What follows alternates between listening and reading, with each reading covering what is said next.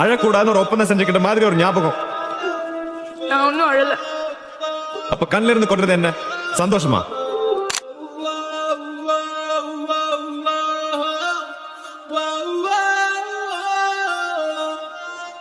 என்கிட்ட தப்பு கண்டுபிடிச்சிட்டே இருக்க. நான் என்ன பண்ணாலும் தப்பு. அப்படி சொல்றேன்.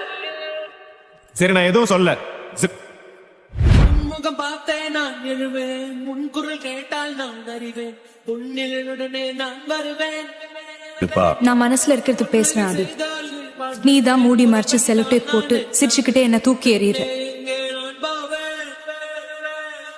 உன்னோதட்டுக்குள் இருக்கும் ஒரு வார்த்தை, அதை சொல்லிவிட்டால் தொடங்கும் என் வாழ்க்கை.